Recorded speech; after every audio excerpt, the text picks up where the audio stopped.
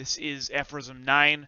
This covers Nietzsche's critique of the Stoics. This is a very famous aphorism, and it's going to take a while to go through. I'd like to first start off by going over a quick review of what Stoic philosophy entails, and I'm going to specifically refer to ancient Stoic philosophy because they were the most developed Stoic philosophers, and they're the ones who Nietzsche has in mind here. The ancient Stoics believed that the philosophical project entailed studying and learning the rational nature of the world as such. Why? Because the world as such was God's divine will actualized through laws and uh, rules and order. So basically, God constructed the world and was also identical to the world. There's a pantheistic tint to ancient Stoicism. Basically, the world is God's expression. It's God's manifestation. And it's the Stoic sage's job to study the world and live harmoniously with the laws of the world, and thus live harmoniously with the will of God. So that was the goal of the Stoic sage. Thus, nature is good, according to the Stoic. Nature is orderly, and nature has purpose and meaning and all of these wonderful things. Nietzsche's going to disagree with this. Why? Well, let's get into it. Okay. So, you desire to live according to nature. Oh, you noble Stoics, what fraud of words! Imagine to yourselves a being like nature, boundlessly extravagant, boundlessly indifferent, without purpose or consideration, without pity or justice, at once fruitful and barren and uncertain. Imagine to yourselves indifference as a power. How could you live in accordance with such indifference? So this is a hint at a devaluation of nature that Nietzsche is going to go through. According to Nietzsche, nature is not orderly. It is not efficient. It is not moral. Nature is sloppy. As far as from the perspective of life, at least, nature is very indifferent. You know, life sort of just emerges out of nature, but just as readily, nature it kills in mass. Thousands and thousands of insect species and animal species go extinct every day. Death is so intertwined with life. Life is not good. Life is complex. If life were the divine will of God, would you really want to live in accordance with what you see in nature? Do you really want to live like bees or ants or a storm? Where does rationality come from, Stoics? Nietzsche's going to say it comes from human minds, not God, not nature. So, oh, you noble Stoics, what fraud words. Okay, down here. Yeah, you cannot be indifferent. To live in accordance with nature would to be cold and indifferent. You wouldn't care whether you lived or died, because nature doesn't care. Caring is a human faculty. Maybe animal faculty as well. But as far as we're concerned, caring, to care, to be different, to philosophize. If you were to live in accordance with nature, you wouldn't do these things, because nature doesn't do these things. Okay. To live is not that just endeavoring to be otherwise than nature, to overcome nature, to make it so that nature doesn't hinder human interests. That is what we should seek, not to live in accordance with nature. We should master nature. Okay. To live, is that not just endeavoring to be otherwise than this nature? Okay. Is not living already valuing, preferring, being unjust, being limited, endeavoring to be different, which is to say, this is the beginning of the revaluation of the concept of nature for Nietzsche, which is to say, the Stoics believed nature was out there in the world, separate from the mind. The mind was free to assent or dissent the various conditions of the world, according to the Stoic. They believed you were free, and thus you were free to either live harmoniously with nature, and thus be virtuous, or live not in accordance with nature, and thus be full of vice. But why dualism? Again, Nietzsche does not like unjust dualistic notions of the pure expression of the divine and then the mind. So what Nietzsche's going to say here is simply this. The mind is natural. You are a part of nature. You came from nature. Vices and virtues all come from nature. Even indifference comes from nature. So to live in accordance with nature doesn't make any sense because, take the most vice-ridden individual or criminal full of hate you can imagine. That individual is no more or less natural than you. There is no such thing as living harmoniously with nature because you are a part of nature. You are already, by being who you are, as harmonious as any harmony could ever be. So, what is the harmony that the Stoics really seek?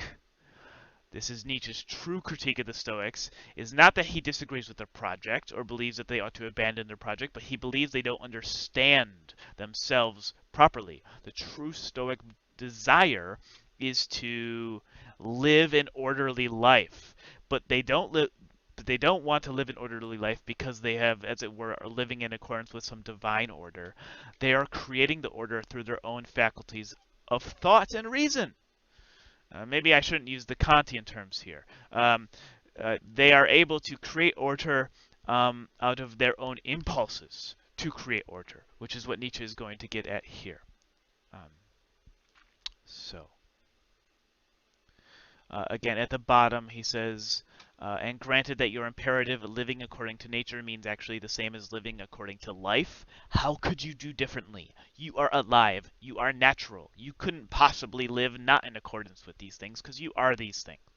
Why should you make a principle out of what you yourselves are and must be? Okay, so now he's going to move on to this. In reality, however, it is quite otherwise with you. While you pretend to read with rapture the canon of your law and nature, oh, how divine nature is, the Stoics would say. You want something quite the contrary.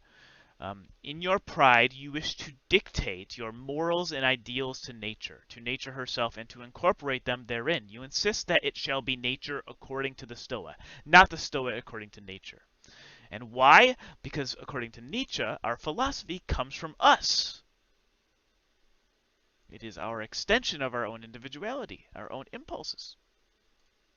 So, if their philosophy is to live harmoniously, their harmony was derived from their own mind, not nature. Okay. Anyway, in your pride, you wish to dictate your morals and ideals to nature, and according to... Yeah, okay.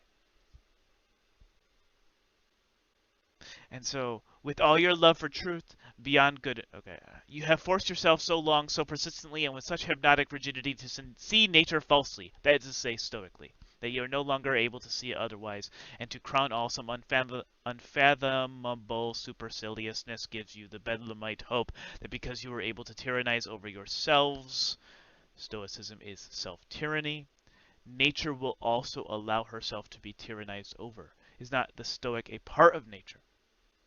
Okay.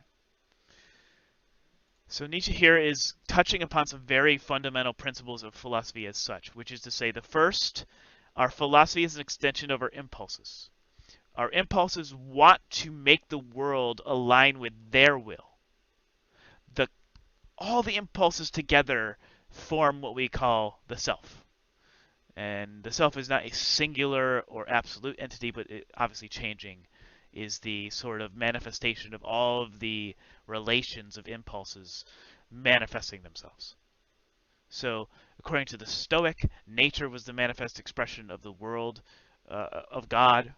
According to Nietzsche, nature is indifferent and cold and simply out there to be molded. Order and reason and philosophy come from our impulses, which are higher and more developed. And therefore, our philosophy comes from us. Okay. And now we come to the ultimate thesis of Aphorism 9 that Nietzsche is offering here. He was using the Stoics as a means to establish an idea of his own regarding the nature of what it means to philosophize at all. I've touched upon it a little. I'm going to touch upon it again here through the end of this aphorism. Let's start here. Stoicism is self-tyranny. nature will also allow herself to be tyrannized over. So, there are two things here, nature and the self. Both can be tyrannized over by, presumably, the self. We are the tyrants. What does this mean? Well, he's using hyperbolic language here in order to poke at the desires that the Stoics want. The Stoics don't want to be tyrants. They want to be harmonious with nature. But what Nietzsche's going to say here is that harmony was never an option when it came to nature. Nature's demands are too indifferent and cruel. Nature threatens death upon us. It is the most extreme antithesis, bad word. It is the most extreme opposition to the impulses to live and to flourish. Nature is the greatest challenge to our impulses to live and to flourish. And so we must tyrannize nature and maybe also tyrannize ourselves. What does this mean? It means we are being philosophers. We are allowing our impulses to gain control.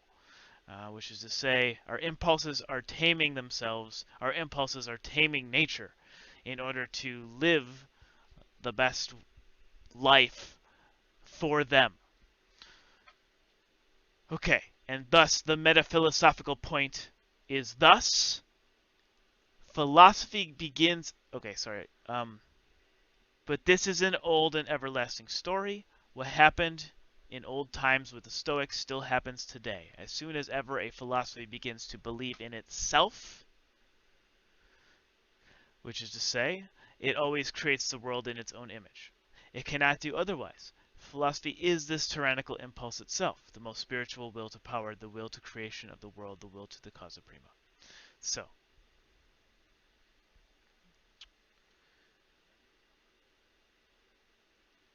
the goal of life, according to Nietzsche, is not simply to live harmoniously or tranquilly, but to excel in a particular way, or to gain power in a particular way. Well, what seeks power?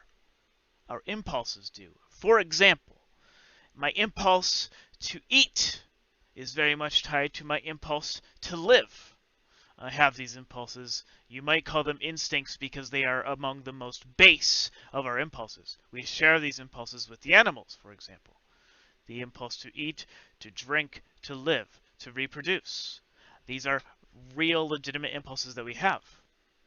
And as such, they are going to play into our philosophy in various ways. We can see them play into the philosophy of Plato, for example, when he says things like our baser impulses are immoral or irrational. And thus, Plato sets up his hierarchy such that there is this purely rational mind that orders the impulses.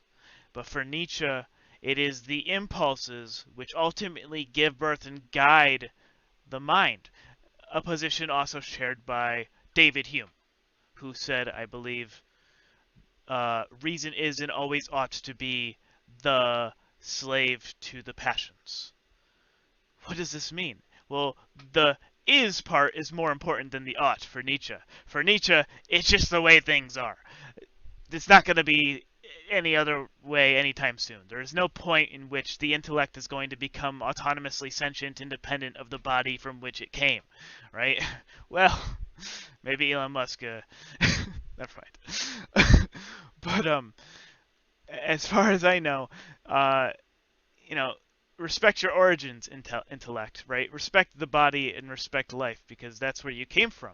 And also understand your role in life and the responsibility that you hold. And don't pass on your responsibility onto the divine and say, well, I'm just living in accordance with that. That's telling me how to live. Nope. You are willing your life. Why do you live the way you live? Simply because you will it. Why does a tree grow towards the sun? Because that's what it was designed to do. It functions that way. It's very Aristotelian, I think. The flourishing of the self. And so Nietzsche's trying to really ground a sense of philosophical flourishing in the idea that our philosophical ideas ought to understand where they come from and what their purpose is, which is to serve the instincts, not the instincts, the impulses, and also evolve the impulses over time so that they are higher. Active evolution, guided evolution of the mind. Are these things possible? I think so. I think that's part of the goal of philosophy here, the philosophy of the future. So, um, cool.